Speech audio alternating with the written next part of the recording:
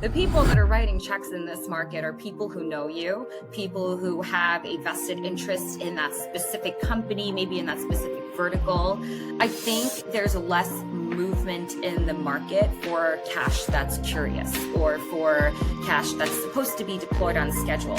Nothing has been on schedule, at least for me personally. The LPs were either developing really long relationships. We have developed long relationships.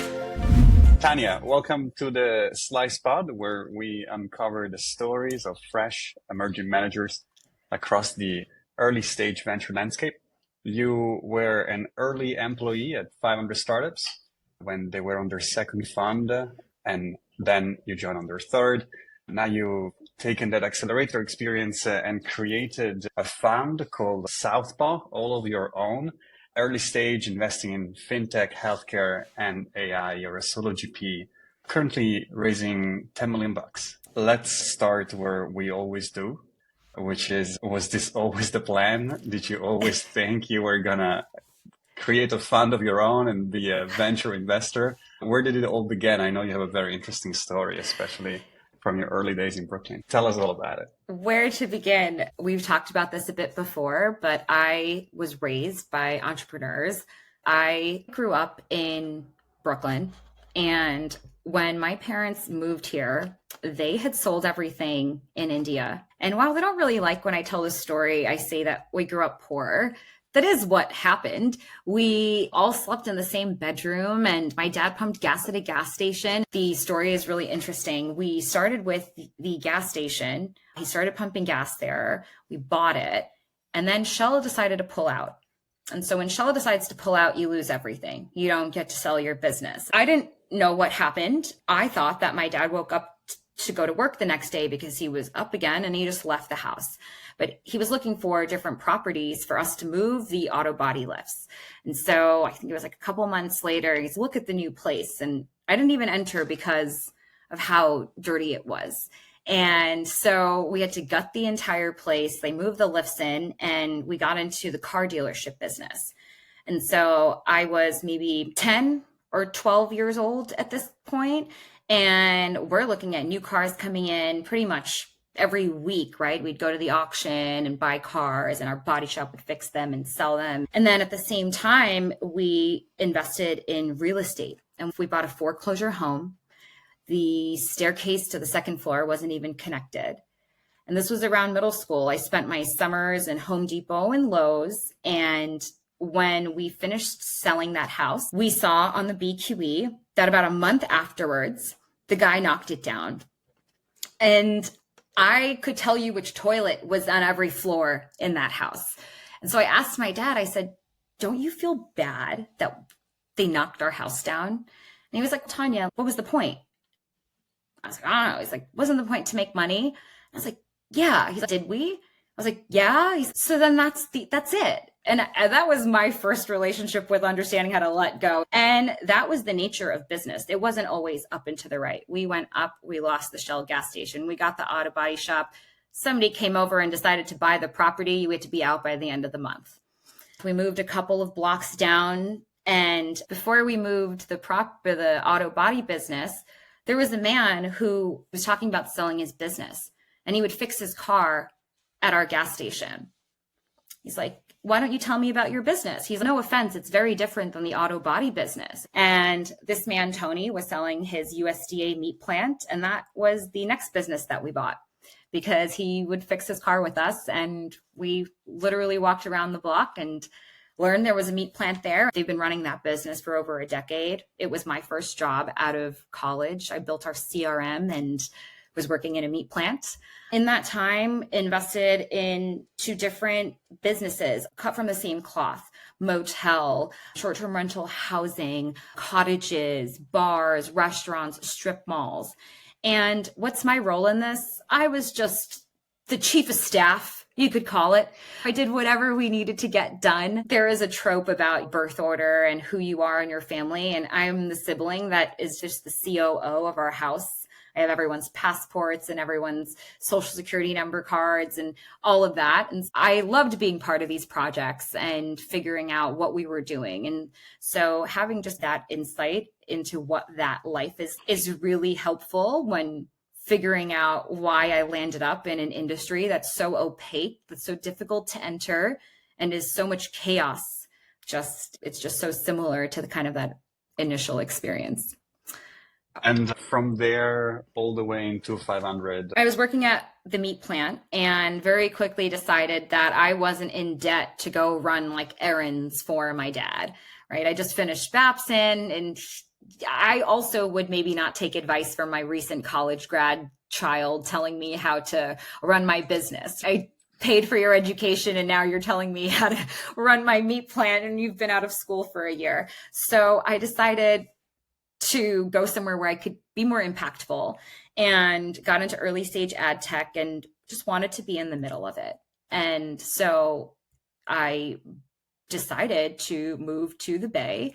I didn't tell anyone because I wanted to make sure it happened. And so I was reaching out to everyone, but I couldn't understand why people wouldn't reply to me. And after moving to the Bay, I understand now how many people write to me asking about moving to the Bay Area every week and why they didn't reply. But I was talking to a few companies, and as soon as I said, let me just tell them I'm there, I said, hi, is this weekend available, or is, tomorrow available? I happen to be in the neighborhood. And within 5 minutes, every single person replied, hey, sure, what about this coffee shop? What about here? And so I said, that doesn't work, but how about next week? And I bought a plane ticket. And I lined up as many meetings as I could and told people that I was in town.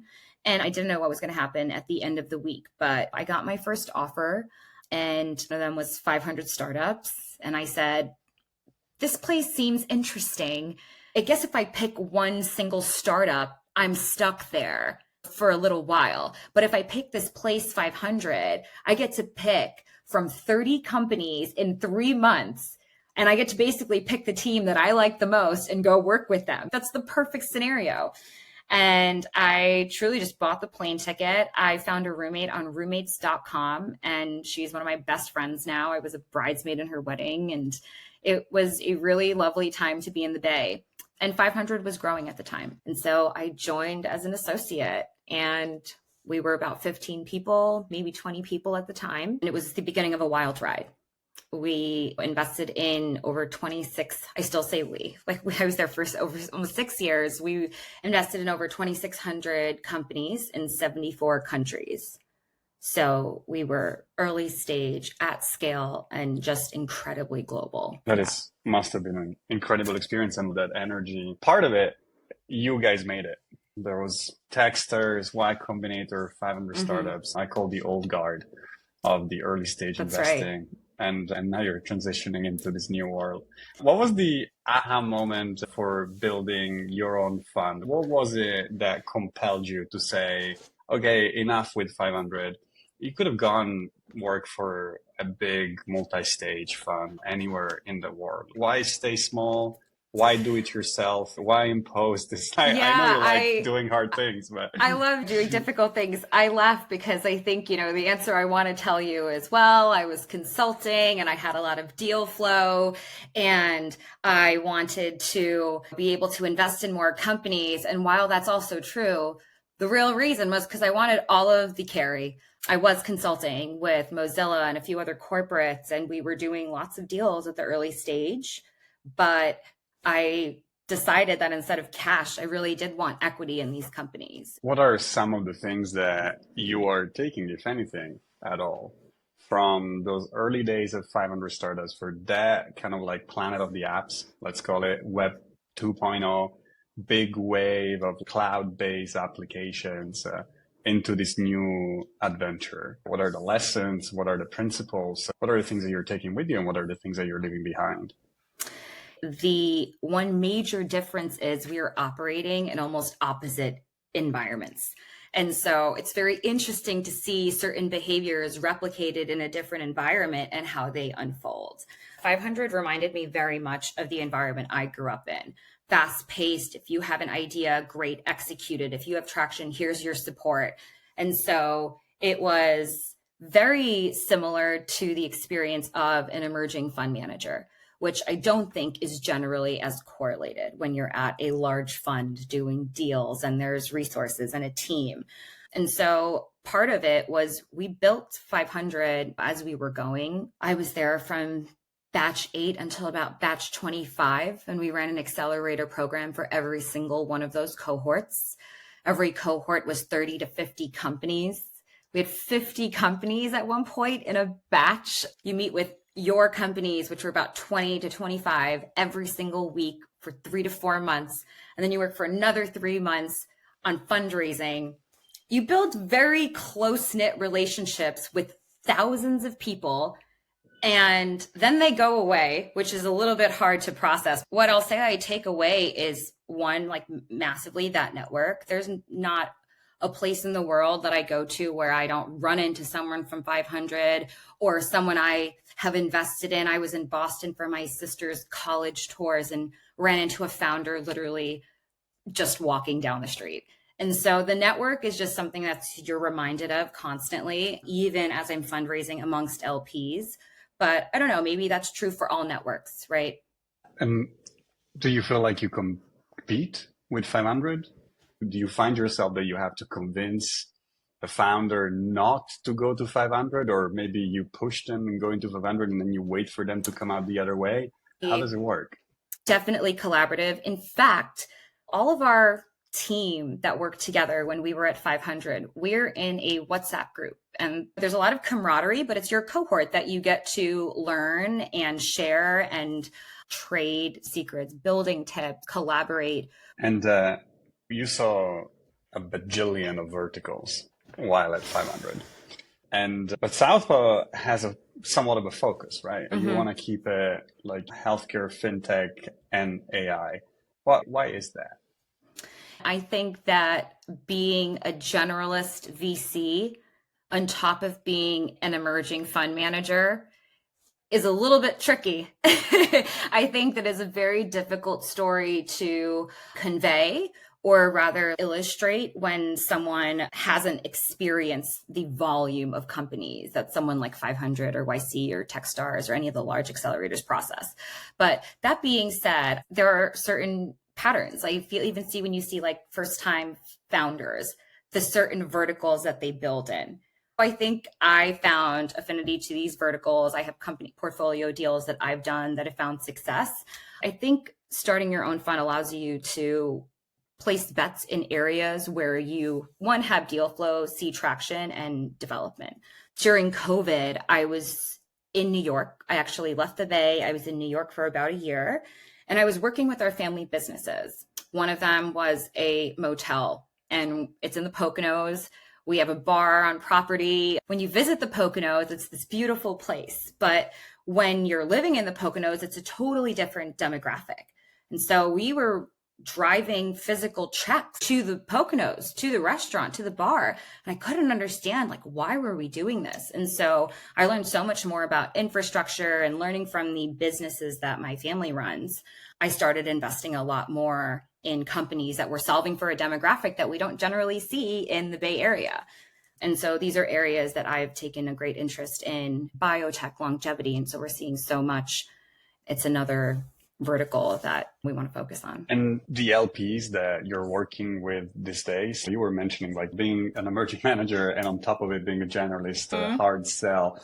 Do you see that you're being driven by the market in terms of specializing into any given particular sector of deal flow?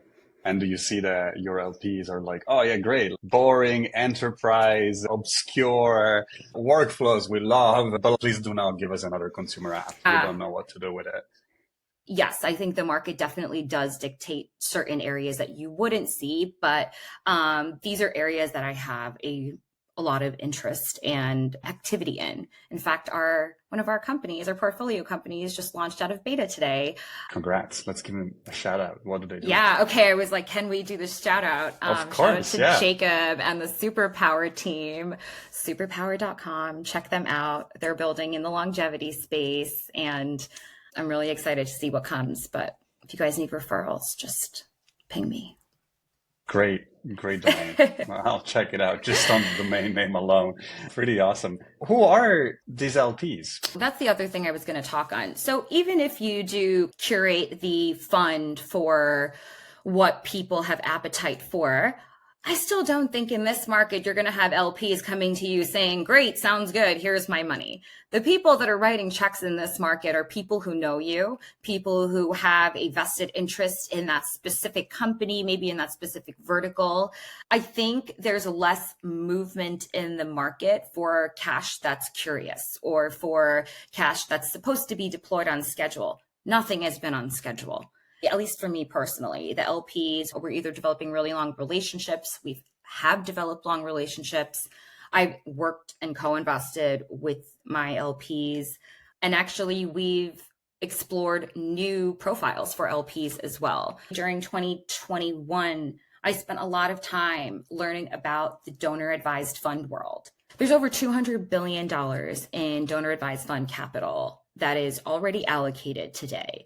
80+% of that is with Fidelity, Schwab, or other companies such that'll hold your capital. They usually put it in the market in the interim before it is deployed to whatever impact initiative 501c3 that would typically get it. The benefit is that it's tax deductible. However, you receive the benefit before you have to deploy. And so you can imagine there's no rush to deploy the capital.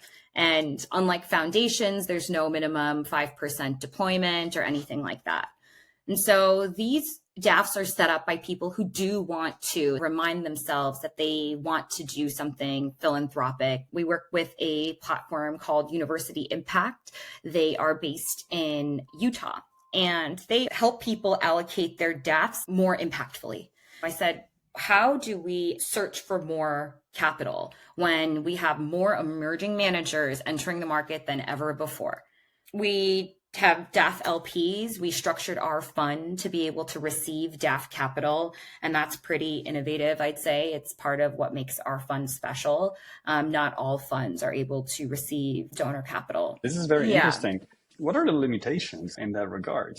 I'm sure that there is some sort of compliance that you have to respect in order to qualify for the philanthropic deduction, let's call it. The idea is to find donors, investors who have selected your kind of vertical. Maybe you're investing in that vertical. Maybe there is a demographic overlap. Sometimes it is geo-specific. Sometimes it's the demographic for the companies. There's so many different ways to find the right profile. But in return, it's not just a little loophole. Donors are able to invest this capital. And generally, they deploy as grants. By investing out of the DAF, they are essentially putting that capital to work.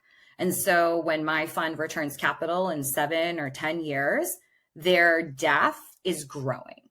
And yes, while there are limitations, I think I look at it more as you have to find the overlap between you and the donors, just like you have to find the overlap between you and family offices or institutionals. But to be clear, you're not only exclusively funded by donor advised funds. You have a pretty wide range and mix of LPs. Why do you think they invest in Southpaw and pretty much any other emerging manager, to be honest? Well, not specifically what is unique about you, but what do you think that these people are looking for, really? I think investing in emerging funds is very similar to being a pre-seed investor. When you're doing a pre-seed deal, what are you looking at?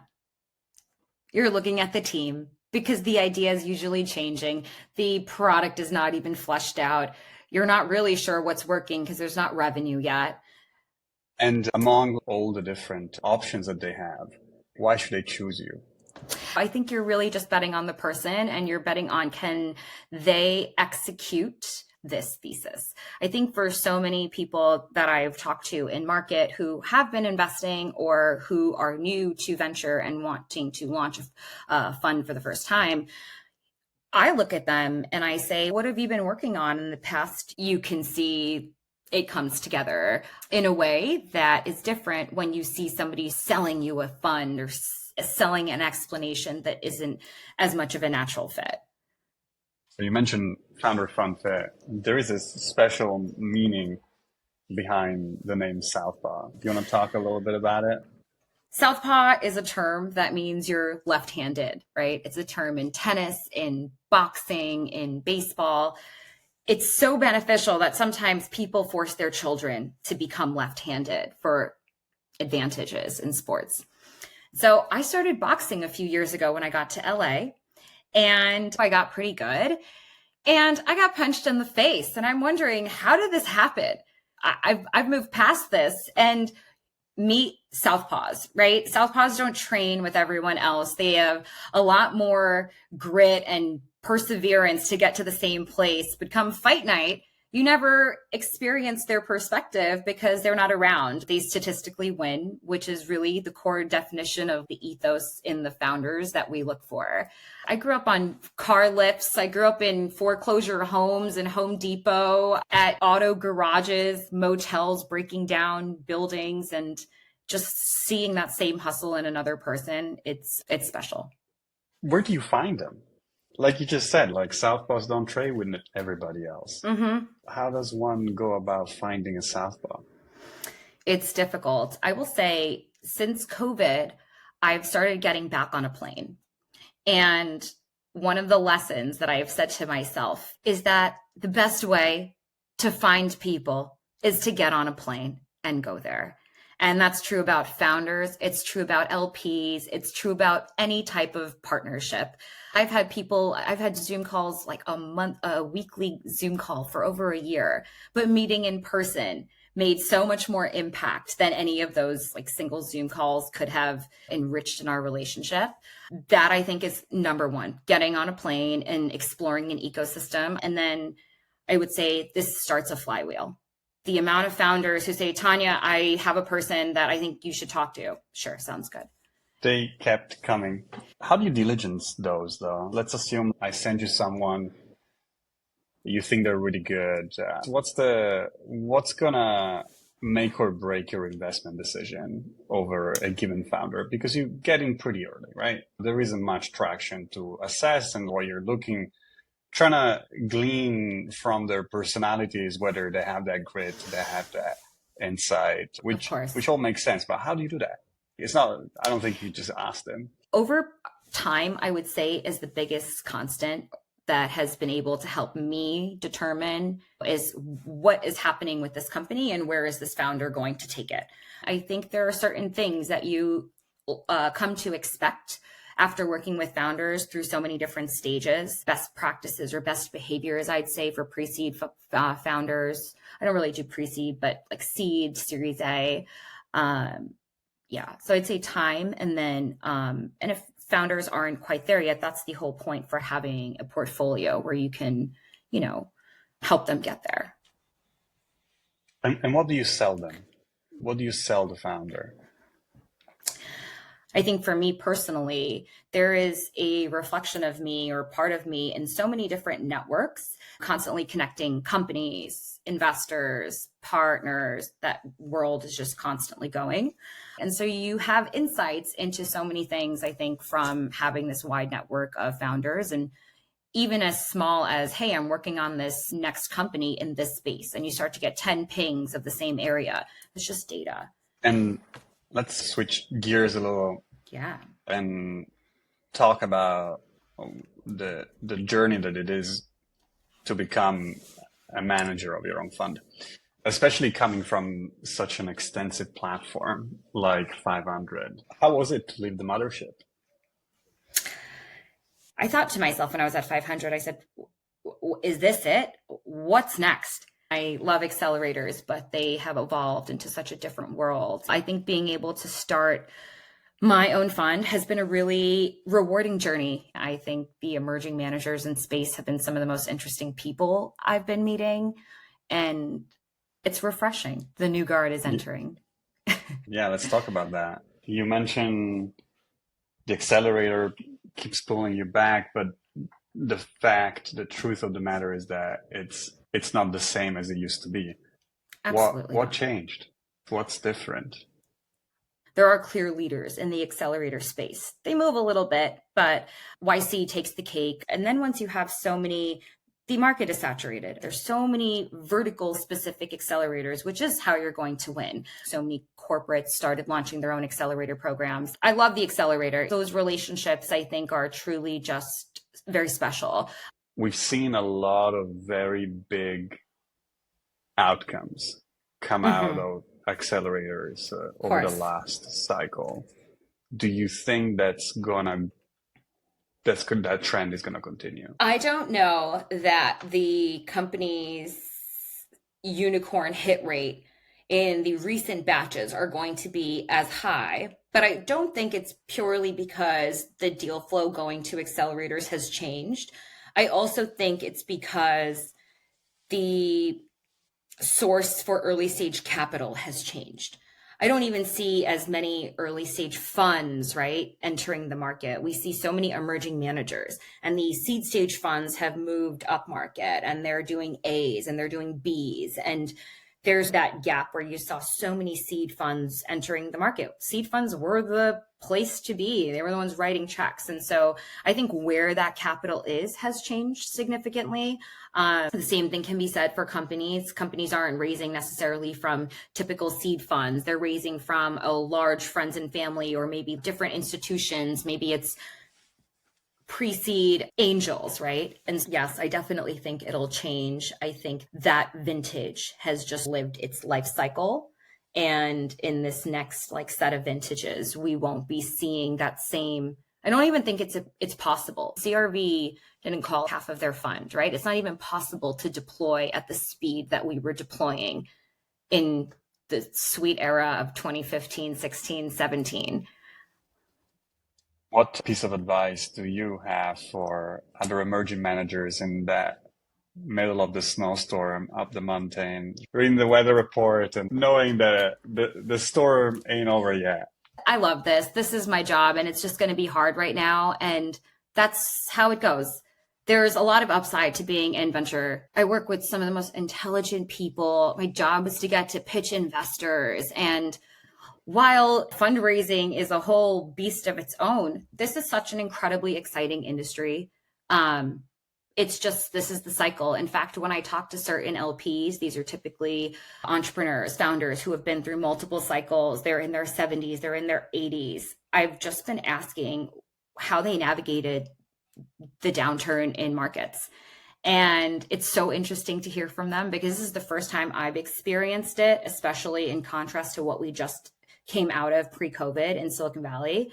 But it's like a startup. Once you've seen a few go through what the trajectory looks like, the next time VC goes into winter, I know exactly what I'm going to be doing. It's just that we're figuring it out this time. And for all of the emerging managers, why are you doing this? And how bad do you want it? I think that's what it comes down to. What are a couple of other folks that are raising their first fund that you look up to?